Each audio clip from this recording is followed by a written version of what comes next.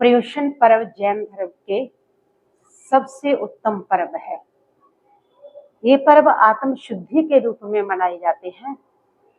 आत्म के उत्थान के लिए, आत्मा की शुद्धि के लिए इन पर्वों में तपस्या की जाती है, प्रतिक्रमण किया जाता है, लोचना की जाती है और इसके साथ जनेश्वरों की परम पवित्र जो वाणी है उसका स्वाध्याय किया जाता है।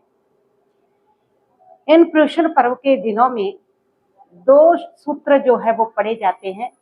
सुबह अंतकृत दशांगी सूत्र पढ़ा जाता है जिसमें 90 महापुरुषों का जीवन चरित्र है और दोपहर के समय श्री कल्प सूत्र जी पढ़ा जाता है जिसमें 24 तीर्थंकरों के प्रेरणादायी जीवन चरित्र और उसके साथ साथ साधुओं के कल्प बताए गए हैं।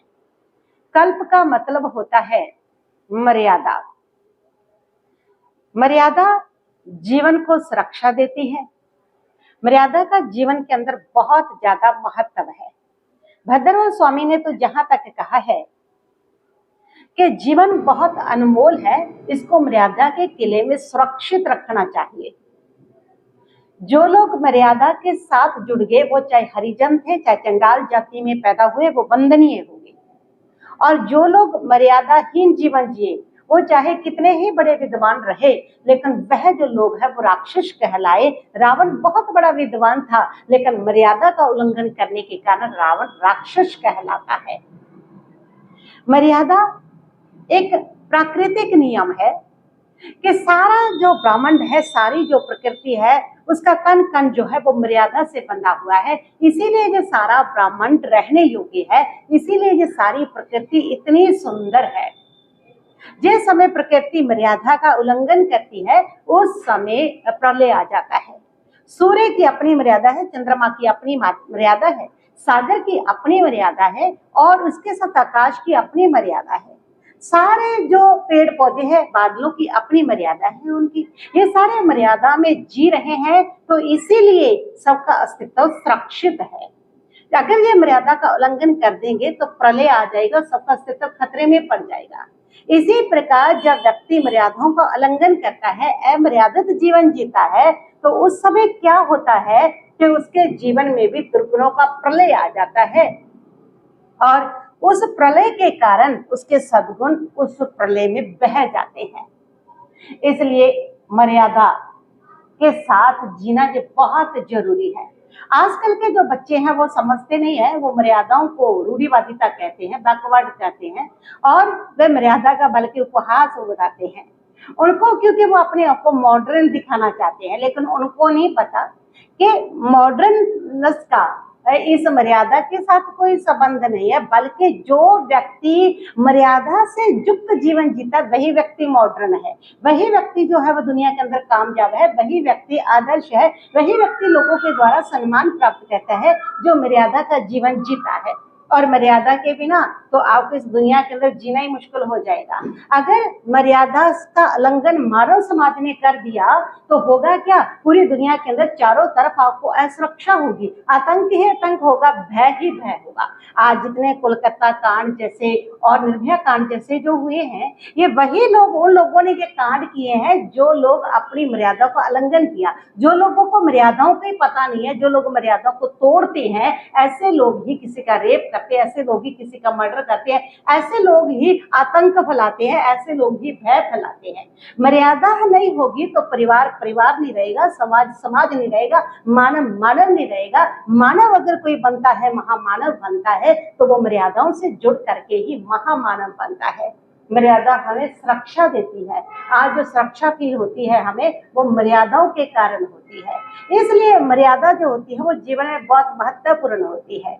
मर्यादा जो होती है वह हमें अनुशासन, निज पर अनुशासन सिखाती है। मर्यादा का मतलब है अपने आप के ऊपर अनुशासन करना। जो व्यक्ति निज पर अनुशासन करता है वही दूसरों पर अनुशासन कर सकता है। आज हमारा दूसरों पर अनुशासन क्यों नहीं है? आज कोई हमारी बात को क्यों नहीं मानता? आज हम क्यों भयभीत है, क्यों हम बेचैन है? क्योंकि हम मर्यादाओं का उल्लंघन करते हैं। और मर्यादा में जीने वाला जो व्यक्ति है उसका सब लोग बात को मानते हैं। जितने भी महापुरुष हुए हैं वो मर्यादा से जुड़े, इसलिए वो महान बने और उन महान पुरुषों की बातें सबने स्वीकार की है। निज पर शासन फिर अनुशासन। जो अपने पर शासन करता है वही दूसरों पर अनुशासन करता है। तो मर्यादा जो है वो हमें अनुशासन सिखाती है, निज पर करना, जिसके माध्यम से हम दूसरों पर भी शासन हम कर सकते होते हैं। तो इस प्रकार मर्यादाहीन जीवन जब हम जीते हैं तो शारीरिक तौर से भी हम अस्वस्थ हो जाते हैं, मानसिक तौर पर भी हम तनाव युक्त होते हैं और आत्मा हमारी कर्मग्रस्त हो जाती है। ये अमर्यादा का फल होता है। और मर्यादा पूर्वक जब हम जीते हैं तो हम शरीर से भी पूर्णतः स्वस्थ रहेंगे, मन से भी, बुद्धि से पूर्णतः निर्मल रहेंगे। मर्यादाओं के साथ जब हम जीते हैं तो आत्मा से भी पूरी तरह स्वस्थ रहेंगे। हम अपने सारे कर्मों को समाप्त कर सकते हैं। ये हमारी मर्यादाओं का फल आया करता है। तो इसलिए जीवन के अंदर मर्यादाओं को हमेशा स्वीकार करना, मर्यादा का बहुमान करना, मर्यादा का सम्मान करना। जो व्यक्ति जितनी मर्यादा में रहता है वो व्यक्ति उतना ही सभ्य हुआ करता है, उतना ही शालीन हुआ करता है, वो व्यक्ति उतना ही महान बना करता है, वो व्यक्ति उतना ही महामानव बना करता है। तो ये ऐसा सूत्र है जिसमें साधुओं की मर्यादाएं बताई गई है, उनका आचार बताया गया, उनकी विधि बताई गई है, उनकी समाचारी बताई गई है। और इस कल्प सूत्र के 3 भाग हैं। पहले भाग में 24 तीर्थंकर परमात्माओं का पावन चरित्र है। उनका पूरा जीवन जो है वो मर्यादाओं से जुड़ा, इसलिए वो तीर्थंकर बने और उन्होंने लोगों के लिए उनका जीवन प्रेरणा स्रोत बना। लाखों लोगों को उन्होंने भवसागर से पार किया। फिर उसके बाद दूसरे भाग के अंदर स्थवरावली आती है। ये वो महान संत, महान आचार्य हुए हैं जिन्होंने अपने जीवन के द्वारा मानव समाज को दिशा दी है। तो मर्यादाओं के साथ जुड़ करके ही ये क्षमता उनके भीतर पैदा हुई थी। तीसरे भाग के अंदर मर्यादाओं को बताया गया है कि क्या करना चाहिए, क्या नहीं करना चाहिए। ऐसी ऐसी मर्यादा बताई गई है जो हमारे आत्मा का विकास करती है, हमारा आत्मोत्थान करती है। उन मर्यादाओं के साथ जुड़ करके हम मोक्ष को प्राप्त कर सकते हैं। तो ये सारी वो मर्यादाएं हैं जो हमें मोक्ष देती है, जन्म मरण के बंधनों से हमें मुक्त करती है और हमें मुक्ति देती है। सिद्ध परमात्मा हमें बनाती है, हमारे जीवन का विकास करती है। ये वो मर्यादाएं हुआ करती है। तो इस प्रकार सबसे पहले 10 प्रकार के कल्प बताए हैं, 10 प्रकार की मर्यादाएं बताई हैं। और इसमें पहले तीर्थंकर जो है, जैन धर्म के 24 तीर्थंकर है, उनमें पहले जो तीर्थंकर है और अंतिम जो तीर्थंकर है, इनके साधुओं के लिए 10 प्रकार की मर्यादा की बात की है। और बीच के जो 22 तीर्थंकर है उनके साधुओं के लिए 4 प्रकार की मर्यादाओं का पालन करना है। ये क्यों, ऐसा क्यों? जबकि साधना एक है, आत्म कल्याण एक है, मोक्ष एक है, धर्म एक है, तो सब आत्म शुद्धि कर रहे हैं। फिर इतना अंतर क्यों कि पहले तीर्थंकर और अंतिम के तीर्थंकर जो है उनके साधुओं के लिए 10 प्रकार की मर्यादा है, 10 प्रकार के नियम है और बाकी के 22 जो है उनके लिए 4 ही सफिशिएंट है। ऐसा क्यों? वो इसलिए होता है कि तीर्थंकर परमात्मा जो होते हैं वह साधना की जो पद्धति देते हैं वो व्यक्ति की, सामने वाले की क्षमता और उसकी बुद्धि के आधार पर देते हैं। ये जो इसके अंदर अंतर दिया वो बुद्धि के आधार पर दिया गया है कि पहले तीर्थंकर के समय के जो लोग होते हैं, जो साधक होते हैं, वह ऋजु जड़ होते हैं, यानी कि वो बहुत सरल होते हैं। उनके लिए धर्म पालना बड़ा इजी होता है, आराम से पाल लेते हैं। लेकिन जड़ता होने के कारण, भोलापन होने के कारण वो बात को समझते कम है, इसलिए उनको विस्तार से ज्यादा नियम देने पड़ते हैं ताकि वो अच्छे से समझ सके और अपनी आत्मा का कल्याण कर सके। ऐसी स्थिति होती है उनकी, जैसे मान लो उसको कहा कि जाओ जा करके तुम रोटी ले आओ, तो वह रोटी ही लेके आएंगे। और आने पर पूछा कि अकेली रोटी लाए हो, सब्जी नहीं लाए, तो यही कहेंगे कि आपने सब्जी तो बोला ही नहीं था, रोटी बोली थी इसलिए रोटी लाई। यानी कि उनको इतनी ही समझ, जितना बता दिया बस उतना ही समझते हैं, उससे ज्यादा नहीं। उसका मतलब ये नहीं समझेंगे कि रोटी लेके आने का मतलब साथ में सब्जी भी लानी है, खाएंगे किससे, लेकिन वो उतना ही समझते हैं। कहते हैं कि जैसे एक साधक गोचरी लेने के लिए गया, जब वो लेट आया तो गुरु ने पूछा कि इतना समय कहाँ लगाया। उसने कहा कि गुरुदेव रास्ते में नट का खेल चल रहा था, मैं उसको देखने लग गया। गुरु ने समझाया कि बेटा साधु को नट के खेल नहीं देखना होता। उसने कहा ठीक है गुरुजी, और उसने ठान लिया आज के बाद मुझे कभी नट का खेल देखना ही नहीं। और अगले दिन वो फिर गोचरी को गया तो फिर लेट आया। गुरु ने पूछा आज क्या हुआ? उसने कहा गुरुजी आज नटनी का खेल देखने लग गया। गुरु ने कहा कल बताया था ना कि नट का खेल नहीं देखना। उसने कहा गुरुजी आपने नट का बोला था, नटनी का नहीं बोला, तो आप नटनी का बोलते तो नटनी का भी ना देखते। गुरु ने समझाया कि नटनी का भी नहीं देखना, शतरंज का भी नहीं देखना, किसी भी प्रकार का जो संसारिक खेल है वो साधु को नहीं देखने हैं। तो इस प्रकार उनको विस्तार से जिस बात को समझाओ तो समझते थे और उसका पालन वो बड़े आराम से कर लेते थे, उनके लिए वो कठिन नहीं होता था। लेकिन 22 तीर्थंकर जो साधक होते हैं वह ऋजु प्राज्ञ होते हैं, यानी कि वे सरल भी होते हैं और उनको समझ भी जल्दी आती है, छोटी सी बात को विस्तार से समझ लेते हैं वो, उनके पास विवेक बहुत ज्यादा होता है और उसके साथ साथ वह प्रज्ञावान होते हैं, यानी कि उनकी विवेक की क्षमता बहुत ज्यादा होती है। तो इसलिए जैसे वो साधक कोई गोचरी को गया और रास्ते में नट का खेल देखने लग गया। गुरु ने पूछा कि कहाँ गए रह गए, इतना टाइम लगाया? उसने कहा गुरुजी रास्ते में नट का खेल चल रहा था, उसको देखने लग गया। गुरु ने समझाया कि बेटा साधु को नट का खेल नहीं देखना।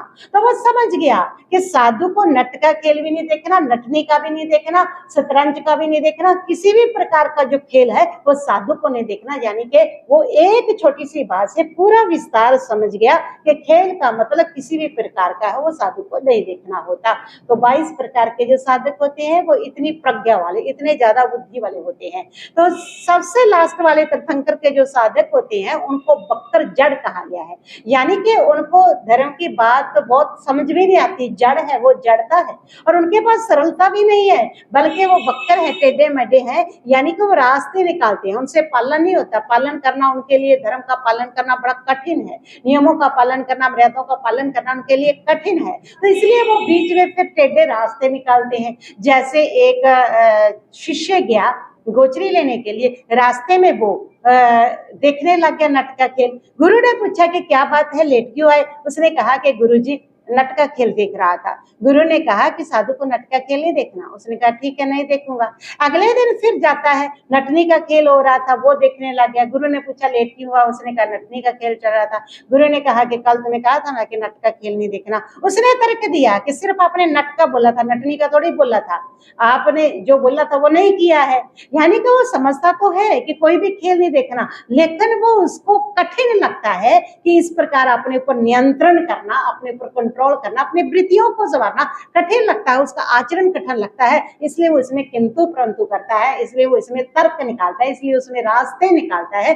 तो इसलिए ये जो साधक है वो रास्ते निकाल करके अपना पतन ना करे, उसकी आत्मा का विकास हो, इसके लिए भी ज्यादा नियम डिटेल से दे दिए ताकि रास्ता निकालने का उसको मौका ही ना मिले। तो इसलिए ये अंतर जो है वो व्यक्ति की जो बुद्धि है उसके आधार पर किया गया है। जिनकी बुद्धि सरल है और जिनकी बुद्धि आत्मा सरल है लेकिन बुद्धि की क्षमता कम है, उनको भी विस्तार दिया, और जिनकी समझ तो कम है लेकिन साथ में तर्क है उनको भी विस्तार दिया। और जो विवेकवान है, प्रज्ञावान है, जिसकी बुद्धि तीव्र है, जो छोटे से सूत्र को भी पूरे सागर को समझ सकता है, उनके लिए नियमों का बंधन कम रखा है।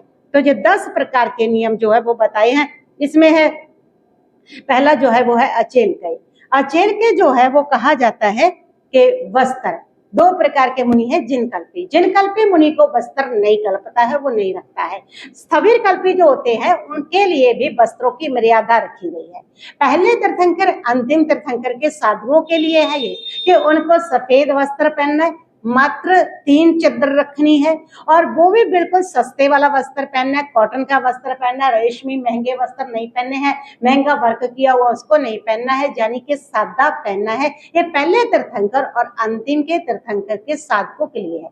बीच वाले जो 22 तीर्थंकर है उनके लिए ये कोई बंधन नहीं है, वो किसी भी रंग का पहन सकता है। सफेद पहनना उनके लिए ऐसा नहीं है, वो लाल भी पहने, हरा भी पहने, जो मर्जी पहन सकता है, और उसके साथ वो बहुमूल्य भी पहन सकता है, वो रेशमी भी पहन सकता है, मोतियों वाले भी पहन सकता है, जैसा मर्जी पहने, वो उनके लिए था। क्योंकि वो इतने प्रज्ञावान थे कि वो इतनी उच्च श्रेष्ठ उनका विवेक होता था, इतनी उनकी क्षमता थी, साधना की उच्च अवस्था होती है, तो उनको इन चीजों से फर्क ही नहीं पड़ता, लाल पहना जा, ग्रीन पहना जा, हरा पहना। लेकिन हाँ, इस जमाने के साधकों के लिए होता तो बहुत विकट हो जाता, बहुत मुश्किल हो जाती कि इतना ज्यादा जो है वो कलर इकट्ठे कर लेने थे, ये पहना वो पहना, रेशमी पहना, इस प्रकार। इसलिए उन साधकों की स्थिति को देख लेकर के उनके लिए बिल्कुल सिंपल आचरण कर दिया गया है, ताकि कोई ऐसा पतन का रास्ता ही उनके पास ना बचे। तो उसके बाद आता है भोजन को लेकर के आता है कि औदेशिक भोजन जो है वो जो साधु है वो किसको कहते हैं कि जो साधु के लिए किसी साधु के निमित्त से भोजन बनाया जाता है वो साधु को नहीं लेना होता। पहले अंतिम तीर्थंकर वाले जो साधक है, किसी भी साधु के निमित्त से भोजन बनाए तो कोई भी साधु नहीं ले सकता। लेकिन हाँ 22 तीर्थंकर के जो साधक है उनके लिए मात्र इतना है कि जिस साधु के लिए बना है वो वाला नहीं ले सकता, बाकी जो साधु उस भोजन को ले सकते हैं। फिर आता है शय्यातर, यानी कि शय्यातर जिसके घर पर आप ठहर के हो उसके घर का आहार पानी नहीं लेना। क्यों? क्योंकि उसके ऊपर बोझ ज्यादा हो सकता है कि घर पे भी ठहर गए हैं, फिर आहार पानी का भी वजन आ गया है।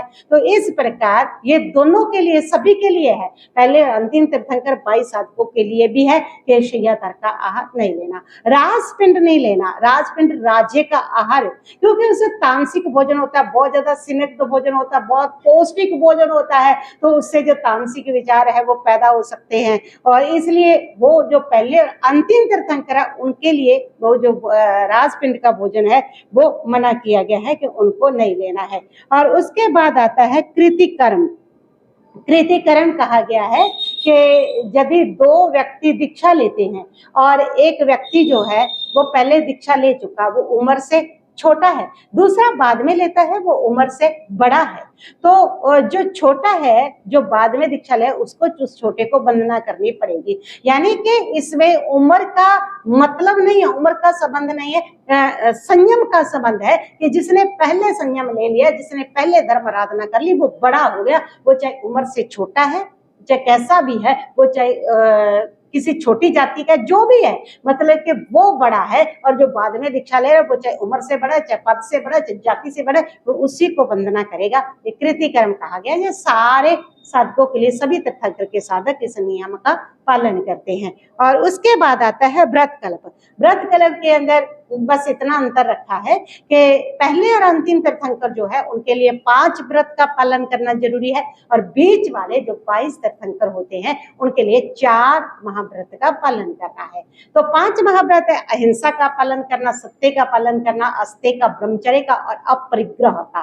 तो इस प्रकार इन 5 का पालन करना है। तो जो 4 थे उसमें ब्रह्मचर्य नहीं रखा था, उसमें मात्र 4 थे। तो ब्रह्मचर्य को वो समझ ही लेते थे कि जो परिग्रह है उसके अंदर ब्रह्मचर्य भी आ गया है, तो इसलिए वो अपनी प्रज्ञा से उसको विस्तार कर लेते थे। तो उनके लिए इसलिए उनको 4 व्रत दिए थे और इनको जो है वो 5 व्रत दिए गए हैं। तो उसके बाद आता है ज्येष्ठ कल्प। ज्येष्ठ कल्प का मतलब है कि अगर कोई पिता पुत्र साथ साथ दीक्षा ले रहे हैं तो उस समय जो पिता है वो उम्र में बड़ा होने के कारण तो उनको बड़ा बना दिया जाए और पुत्र को छोटा बना दिया जाए। जैसे प्रकार राजा और नौकर साथ साथ दीक्षा ले रहे हैं तो राजा को बड़ा पद दे दिया जाए, उसकी दीक्षा पहले पाठ पढ़ा दिया जाए और उसको थोड़ा छोटा रख दिया जाए। इसको ज्येष्ठ कल्प कहते हैं। और ये भी सबके लिए है, सभी प्रकार के जो तीर्थंकर हैं वो उनके साधकों के लिए ये रखा गया है। उसके बाद आता है प्रतिक्रमण। प्रतिक्रमण मतलब कि ये जो है जो भी हमें अतिचार लगते हैं दिन में, वो भी जो है वो रात्रि का और दिन का प्रतिक्रमण करते हैं, उन पापों का आलोचना करते हैं, तो उसको प्रतिक्रमण कहा जाता है। तो प्रतिक्रमण जो है वो पहले और अंतिम तीर्थंकर के जो साधक है उनके लिए करना आवश्यक है, सुबह का भी और रात का भी। नहीं करते हैं तो प्रायश्चित आता है उनको। तो अगर रात का प्रतिक्रमण नहीं हुआ तो पूरी रात सोना नहीं है साधक को, दिन में नहीं होता पूरा दिन भोजन भी नहीं करना है, पानी भी नहीं पीना है। तो इस प्रकार प्रायश्चित रखा गया, इतने आवश्यक बताए गए हैं यानी कि। लेकिन 22 तीर्थंकर के साधकों के लिए ये आवश्यक नहीं है। क्यों? क्योंकि उनका अपना नजरिए है कि जब भी दोष लगता है वो अपना कर लेते हैं। वो 12 घंटे के लिए थोड़ी रखेंगे कि शाम को प्रतिक्रमण करेंगे तभी इस दोष का परिमार्जन करेंगे, वो तभी कर लेते हैं। उनके लिए कोई प्रतिक्रमण का बंधन नहीं है कि उनको सुबह शाम का जो प्रतिक्रमण है वो करना जरूरी है। उसके बाद आता है मास कल्प।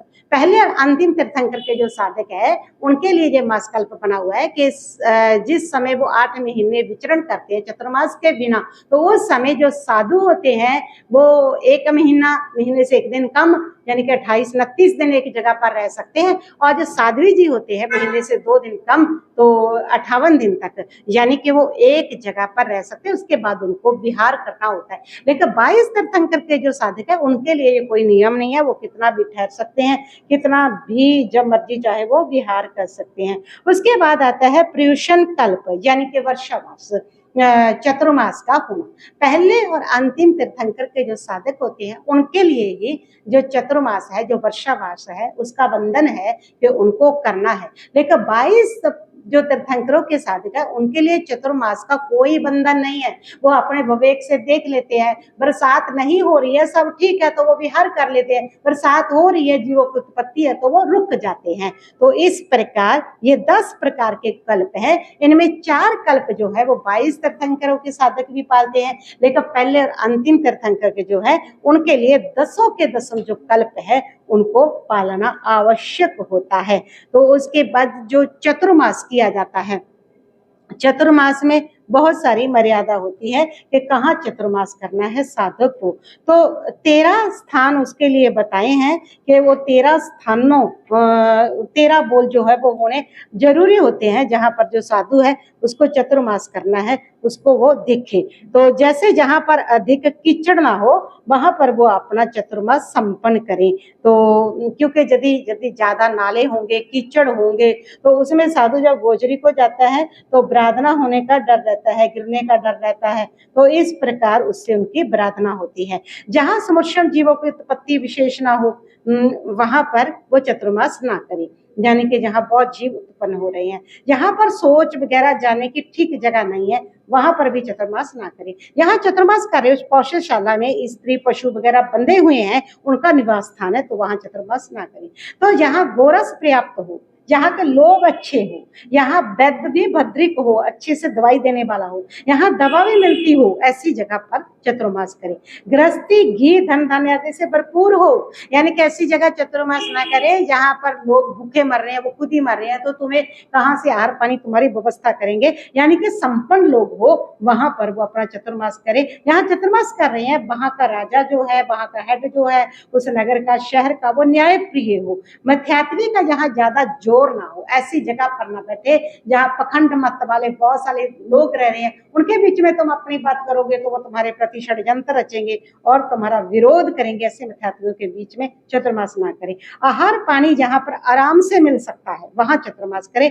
ज्ञान ध्यान आराम से हो सकता है वहां पर उनको चतुर्मास यानी कि करना चाहिए। ये इसलिए है कि यहाँ पर यदि वो ऐसी जगह पर चतुर्मास करेंगे, लड़ाई झगड़े ये हो रहे हैं, यहाँ पर आहार पानी की सुगमता नहीं है, तो उनकी साधक की साधना अच्छे से हो नहीं पाएगी, उसकी समाधि नहीं बन पाएगी।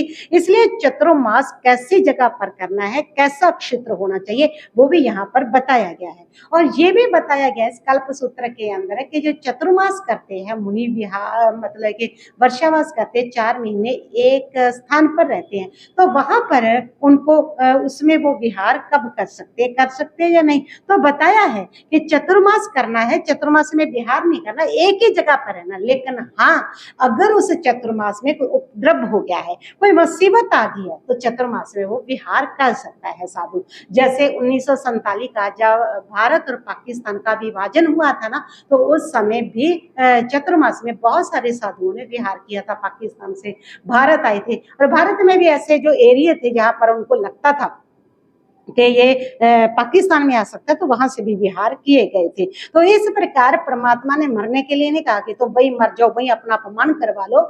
जीवन अनमोल है, उसको बचाने के लिए उन्होंने बताया है मुसीबत आ गई है तो चतुर्मास में भी विहार कर सकते हैं। यहाँ पर शुद्ध आहार नहीं मिल रहा तो ऐसे समय में भी कोई मरना नहीं है उसने और अपनी असमाधि पैदा नहीं करनी है। अगर शुद्ध आहार नहीं मिलता तो वहां से भी उस क्षेत्र से चतुर्मास में संत विहार कर सकता है। यहाँ पर राज्य का कोई भय गया, जब कोई ऐसा रोग पैदा हो गया है, किसी नगरी में फैल गया है, तब भी संत उस चतुर्मास में वहां से विहार कर सकते हैं।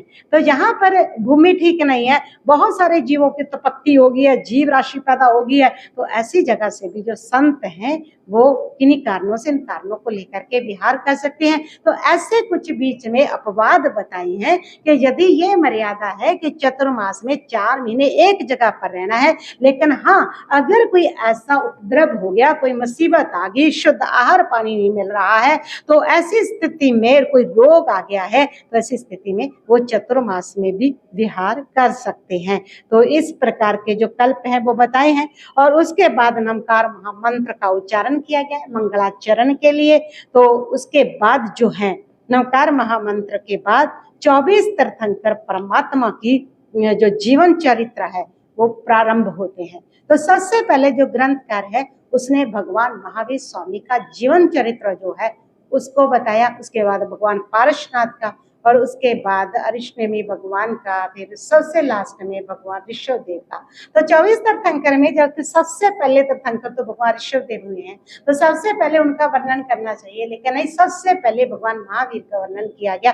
क्यों? ऐसा क्यों हुआ? क्योंकि भगवान महावीर स्वामी का हमारे पास ज्यादा उपकार है, हम उनके शासन में रह रहे हैं। इस समय जो सूत्र है, जो वाणी है, जो प्रेरणा है, जो तप की प्रेरणा है, जिसके हम नियम पचकान जो कर रहे हैं, ये सारी प्रेरणा जो है वो भगवान महावीर की हमें देन है। इसलिए भगवान महावीर के हमारे पर अनंत उपकार है। उन उपकारों के कारण सबसे पहले भगवान महावीर का ग्रंथकार ने गुणगान किया है। फिर हमारा वैसे भी भगवान महावीर स्वामी हमारे नजदीक है, वो अभी हुए हैं पार्श्वनाथ, उसके बाद फिर भगवान ऋषभदेव तो बहुत बाद, करोड़ों वर्ष हो गए उनको हुए।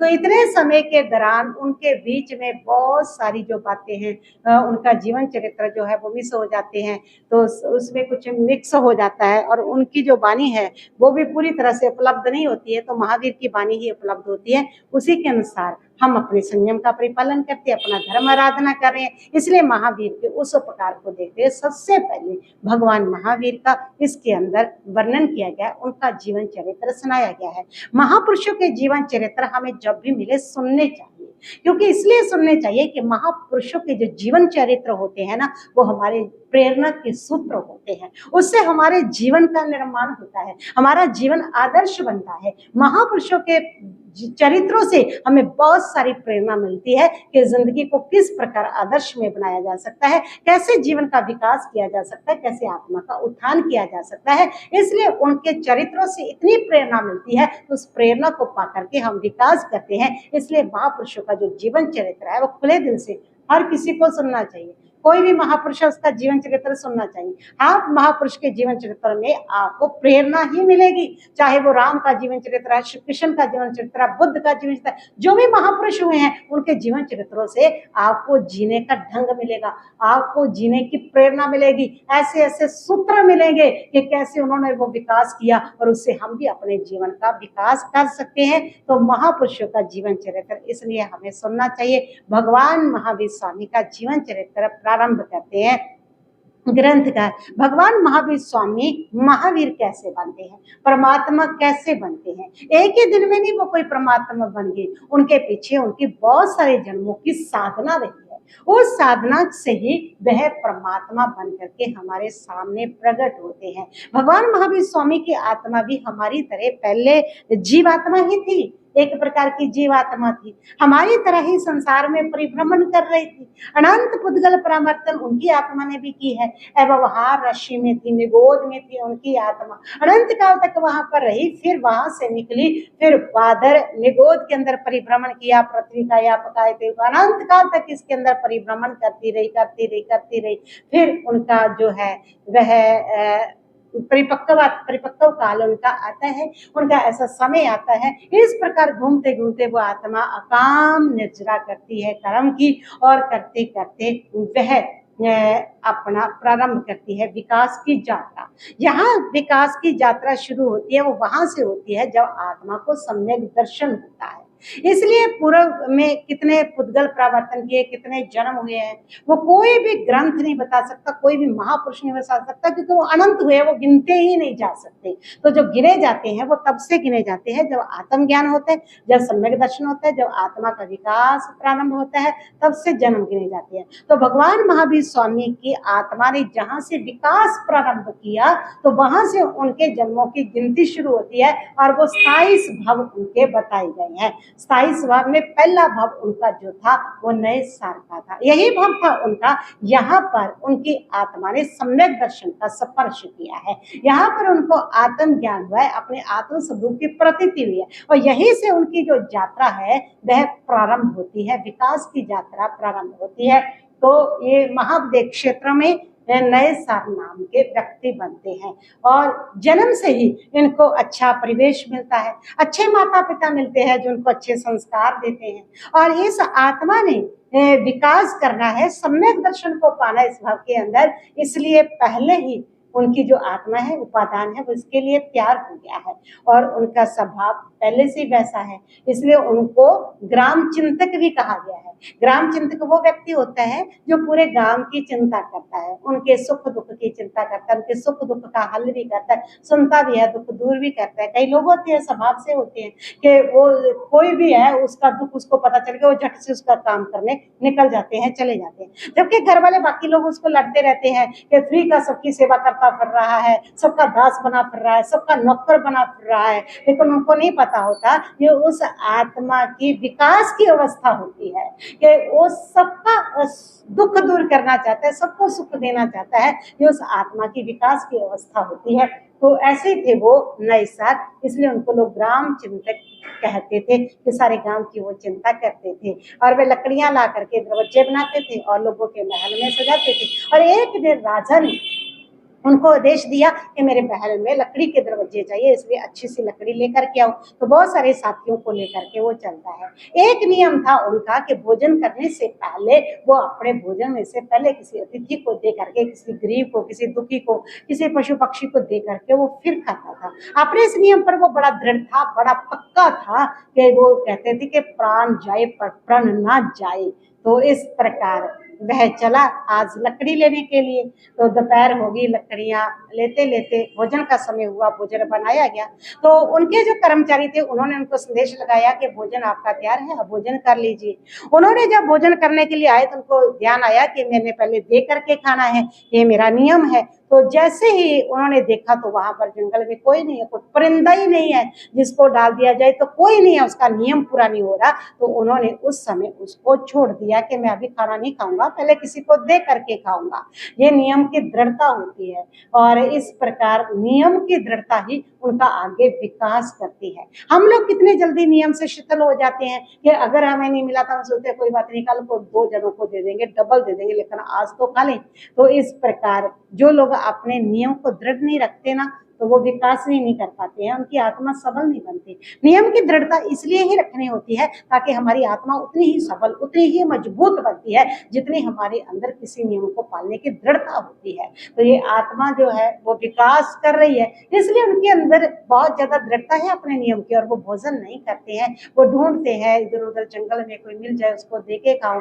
वृक्ष पर चढ़ करके देखते हैं तो उनको नजर आता है कि 2 कृतियां चली आ रही है, 2 लोग चले आ रहे हैं। थोड़ा पास आया, वो आगे चल करके गए तो उन्होंने देखा कि वो 2 संत थे, और वो गर्मी में पसीनों पसीने तरबतार हो रहे हैं, मुख उनका चेहरा बिल्कुल कमलाया हुआ है। वो उनसे पूछा कि आप कैसे, इस जंगल में तो कोई परिंदा भी नहीं आता। तो उन्होंने कहा कि हम रास्ता भटके, बताने वाला कोई नहीं था, सुबह से शाम होने को आई, हम इसी जंगल में घूम रहे हैं। तो नए सर ने पूछा कि फिर आपने भोजन भी नहीं किया होगा। उन्होंने कहा कि नहीं, भोजन का हमें तो रास्ता ही नहीं मिल रहा, जंगल में कोई परिंदा ही नहीं मिल रहा, फिर रास्ता बताने वाला व्यक्ति तक नहीं दिख रहा, तो भोजन कहाँ से मिलना है। बड़े प्रसन्न होते हैं नए सर कहते हैं कि तो फिर ठीक है, आप पधारिए, मेरे पास भोजन है, आप पहले उसे ग्रहण कीजिए। और वह उच्च भावों के साथ उन भोजन को देते हैं। देखो कैसे उनका संकल्प फलता है, कैसे जो नियम की दृढ़ता है ना, तो उसके संकल्प को फला देती है। तो ये नियम की जो दृढ़ता होती है वो अपने आप सारी वैसी स्थितियां पैदा कर देती है कि आपके मनोवांछित पूरे हो जाते हैं। तो इधर उन्होंने उच्च भावों के साथ आहार बहराया मुनि को, मुनियों ने बैठ करके आहार किया, बाद में नए सार में भी किया। मुनि जाने लगे तो उन्होंने कहा कि चलो मैं आपको रास्ता बता आता हूँ, और वो रास्ता बताने के लिए मुनियों के साथ साथ चलते हैं। मुनियों को लगता है कि इस व्यक्ति ने हमें देखो गोचरी का लाभ भी दिया, रास्ता भी हमें बताने आया है, हमें बहुत कुछ दिया, लेकिन हम इसके बदले में इसको क्या दे रहे हैं, हमें भी इसको रास्ता बताना चाहिए। तो उन्होंने पूछा कि कुछ धर्म ध्यान करते हो। उन्होंने कहा कि देखिए मुनिवर, मैं धर्म ध्यान तो ना जानता हूँ और ना ही करता हूँ, लेकिन हाँ मैं कर्म करता हूँ। यानी कि मैं भोजन करने से पहले किसी को भोजन दे करके खाता हूँ, ये मेरा नियम है। मैं किसी का भी दुख है उसके दुख में उसका सहयोगी बनता हूँ, परमार्थ को चाहता हूँ। हाँ मैं कर्म करता हूँ, लेकिन धर्म आराधना का मुझे पता नहीं है। तो मुनिवर ने कहा कि व्यक्ति को कर्म के साथ धर्म का ज्ञान होना परम आवश्यक होता है। अकेला कर्म जब तक धर्म साथ में नहीं होगा, अकेला कर्म जो है आपका वो आपको मुक्ति में नहीं पहुंचाएगा। उसके साथ कर्म के साथ धर्म का रहना बहुत जरूरी है, तभी आपका जो कर्म है वो सुकर्म बना रह सकता है। तो उन्होंने उनको समझाया। उन्होंने कहा कि देखिए आपने वस्त्र पहने हुए हैं और शरीर के ऊपर पहने हुए, शरीर के ऊपर चिपके हुए हैं, तो क्या वस्त्र और शरीर अलग अलग है? उन्होंने कहा बिल्कुल अलग अलग है, शरीर अलग है और वस्त्र अलग है। तो मुनिवर ने समझाया कि इसी प्रकार हमारा शरीर अलग है और आत्मा हमारी अलग है, ये दोनों अलग अलग है। आत्मा को जब पहचानते हो तब बंधनों से तुम छूट पाते हो, जब तक आत्मा को नहीं पहचानोगे तब तक तुम्हारा विकास कभी प्रारंभ नहीं होगा। तो पूछा उन्होंने नए साहब ने कि प्रभु है कि वो आत्मा की पहचान कैसी हो, कौन सा मार्ग है, कौन सा साधन है? तो उन्होंने बताया कि देव गुरु धर्म, सच्चे देव गुरु धर्म, ये तीन रत्न है जिसके माध्यम से आपको आत्मा की पहचान होती है। सच्चे देव कौन होते हैं? सच्चे देव जो वीतराग होते हैं, ना किसी से राग होता है ना किसी से द्वेष होता है, जिनको जो क्रोध मान माया लोग को जीत चुके होते हैं, ऐसे जो देव होते हैं जिनके अंदर जरा भी राग नहीं होता। चाहे कोई सम्मान करता है चाहे कोई अपमान करता है, वो जरा भी वो नहीं करता। तो इस प्रकार वही सच्चे देव हुआ करते हैं और वही सच्चे जो है वह मुनिवर हुआ करते हैं, वही सच्चे गुरु हुआ करते हैं जो 5 महाव्रत धारी होते हैं। तो वो सच्चे गुरु होते हैं और इन वीतरागों के द्वारा जो प्रूपित धर्म होता है वही सच्चा धर्म हुआ करता है। इन तीनों के साथ जब हम श्रद्धा के साथ जुड़ते हैं तब हमें आत्मा की पहचान होती है और यही सच्ची श्रद्धा जो है उसी को सम्यक दर्शन कहा गया है। जब आपको आत्मा की पहचान होती है, श्रद्धा ही कमजोर है हमारी, इसीलिए तो श्रद्धा कमजोर होने के कारण ही हमारा सम्यक दर्शन हमें नहीं हो पाता है। इसीलिए क्योंकि हमारी देवों पर श्रद्धा, गुरुओं पर श्रद्धा, इन सब के ऊपर जो श्रद्धा वो कितनी कमजोर है। वीतराग परमात्मा है हमारे सामने और हम छद्मस्तों को भी बीच में लेके, आज ही हमें कोई बता दे कि यहाँ पर एक बाबा आया हुआ है और वो सबकी मनोकामना पूरी करते हैं, तो हम आज ही छोड़ करके सबको वीतराग परमात्मा को छोड़ करके उधर चल पड़ेंगे। कितनी श्रद्धा कमजोर है हमारी, जबकि हमें पता है कि सच्चे देव कौन होते हैं, सच्चे संत कौन होते हैं। फिर भी हम ऐसे संतों के पीछे चल पड़ते हैं जिसमें मात्र पखंड के कुछ नहीं होता है, जिसने सिर्फ एक पखंड फैला करके अपना एक तरह से दुकानदारी चलानी होती है, उनके भक्तों ने दुकानदारी चलानी होती है, पब्लिक से बहुत सारा चंदा इकट्ठा करना होता है। ऐसे बहुत सारा जो पखंड मत है हम उनको पहचानते ही नहीं है, जबकि परमात्मा ने सही सही पहचान दी है कि वही सच्चा संत है, वो पूरी तरह से अहिंसा का पालन करता है, जो पूरी तरह से सत्य का पालन करता है, जो पूरी तरह से अस्त्य का पालन करता है, जो ब्रह्मचारी होता है, जो बिल्कुल अकिंचन होता है, जो अनगारी होता है, घर बार का त्यागी होता है, संसार की सारी लाइफ का, लग्जरी लाइफ का त्यागी होता है, बिल्कुल जिसके जीवन में त्याग होता है वही सच्चा संत होता है। जिसमें जो फक्कड़ फकीर होता है वही सच्चा संत होता है। पता है फिर भी हम उनके पीछे जा पड़ते हैं, फिर भी हम चले जाते हैं जो राग देश से भरे हुए हैं, सारी सुख सुविधा लेकर के जो बैठे हुए हैं, तो उनके चरणों में जाकर के हम झुक जाते हैं। हमारी श्रद्धा जो है वो बहुत कमजोर है, इतनी कमजोर है हमारी श्रद्धा तो कि इधर तो भगवान की वाणी चल रही है और इधर आपको कोई बता देना कि आपके शहर से 2 किलोमीटर की दूरी पर एक वृक्ष है और वो वृक्ष सोने के सिक्के दे रहा है, 10-10 ग्राम के सोने के सिक्के, जिसने लेने ले लो। तो बताइए मेरे को कि आप प्रवचन में बैठे रहोगे, कल्पसूत्र सुनोगे या वो सोने के सिक्के लेने जाओगे? तो सोने के सिक्के पहले लेने जाएंगे। हमारी श्रद्धा इतनी कमजोर है देव गुरु धर्म के ऊपर, हमें लगता है कि वो हमें जो जहां से मिलेगा वो यहाँ से नहीं मिल सकता है। तो इनके ऊपर जब हमारी श्रद्धा दृढ़ होती है तब आत्मा का ज्ञान होता है। इसीलिए हमें आत्मा का ज्ञान नहीं हो रहा कि इनके ऊपर हमारी श्रद्धा कमजोर है। हम एक पल में कोई दूसरा मिल जाता है हम इनको छोड़ करके उसकी तरफ चले जाते हैं, कितनी कमजोर है हमारी श्रद्धा। तो श्रद्धा कमजोर होने के कारण ही हमें अपने आत्म स्वरूप की अनुभूति नहीं हो रही। और जिस पल जिस दिन मात्र इनके ऊपर दृढ़ श्रद्धा हो जाएगी, सच्चा देव, सच्चा गुरु और सच्चा धर्म, उस दिन आपकी जो आत्मा है उसको अपना अनुभव होगा, अपना स्वरूप नजर आने लगेगा। तो ये 3 रत्न है जो आपकी आत्मा को के स्वरूप को बताते हैं। मुनि तो ये ज्ञान दे करके चले गए, और इधर बैठे हुए जो नए सार है आंखें बंद करके बैठते हैं, वो महसूस करते हैं शरीर अलग है, आत्मा अलग है, शरीर अलग है, आत्मा अलग है। वो जैसे महसूस करते हैं तो उसी समय उनको सम्यक दर्शन होता है, उसकी अनुभूति होती है, उसका एहसास होता है कि मेरी आत्मा शरीर से भिन्न है, अपने आत्म स्वरूप की उनको प्रतीति होती है, उनको वहां पर सम्यक दर्शन होता है। सम्यक दर्शन जैसे होता है तब उनकी सारी दशा बदल जाती है। बाहर से तो वो वही रहते हैं, नए सार है, वैसे ही काम करते हैं जैसे पहले करे, वही लकड़ी का काम कर रहे हैं, लेकिन अंदर से वो सारी दशा जो है उनकी बदल गई है। पहले उनको लगता था कि ये सारा मेरा अपना है, अब उनको लगता है कि ये सारा काम करना मेरा कर्तव्य है, इसमें कुछ भी मेरा अपना नहीं है। अब उनको लगता है ये देवी मेरी अपनी नहीं है, मैं सिर्फ एक आत्मा हूँ, अपने उस आत्म स्वरूप की उनको अनुभूति होती है। अब उनको पैसे की कोई चाहना नहीं है, कोई इच्छा नहीं है। पहले उनको होता था कि मेरे काम की प्रशंसा हो, अब उनको उसकी कोई इच्छा नहीं है। पहले उनको आसक्ति थी, लेकिन अब किसी भी चीज पर उनकी कोई आसक्ति नहीं है, तो सारी भीतर की दशा बदल गई। दशा बदलती है, सम्यक दर्शन होते ही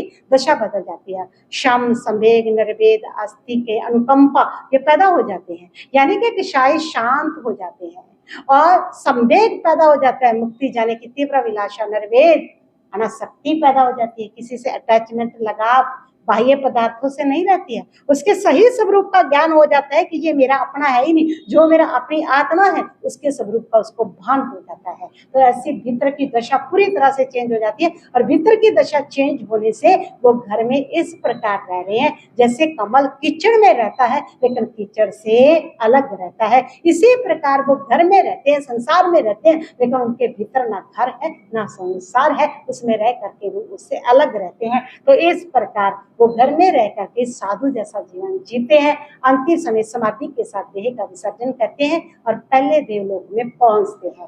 पहले देवलोक में पहुंच करके भी वही संस्कार उनके साथ चलते हैं। देवलोक में जाकर के वहां की सुख समृद्धि में जो मगन हो जाते हैं, वो फिर वहां पर जन्म हार जाते हैं। यहाँ पर आकर के फिर वहां से उनको त्रयंच में, केंद्रीय में आकर के जन्म लेना पड़ता है। लेकिन जो देवलोक की रिद्धि समृद्धि में रमते नहीं है, तो वह जो होते हैं उनकी आत्मा का फिर से विकास होता है। वे अच्छे घराने में आकर के जन्म लेते हैं और आगे भी उनको विकास के साधन मिलते हैं।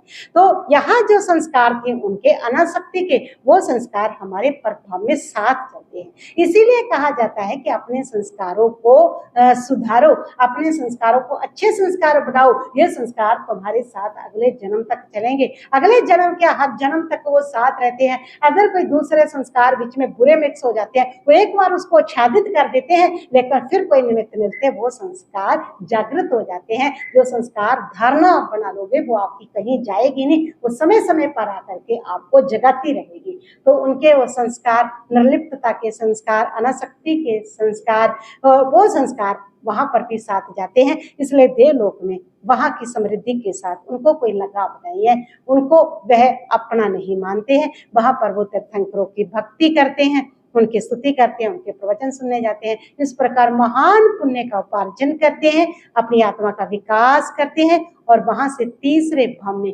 महावीर की जो आत्मा है वो जन्म लेती है आकर के मरीचि के रूप में तीसरे आरा, इसी भरत क्षेत्र का तीसरे आरे के अंत में भगवान ऋषभ देव के पुत्र भगवान भरत के पुत्र बनते हैं। आकर के नाम रखा है उनका मरीचि। देखते हैं बहुत सारे टर्निंग पॉइंट उनके जीवन में आते हैं, कौन कौन से आते हैं, कहाँ कहाँ उनका टर्निंग पॉइंट होता है, और कैसे उनकी आत्मा का कभी उत्थान करता है, कभी पतन करता है। उन सबको हम सुनेंगे अगले प्रवचनों में। हो गया घड़ी में समय, इतना ही कहती हुई मैं अपने वक्तव्य को यहीं पर स्थगित करती हूँ। ओम शांति शांति भक्ति।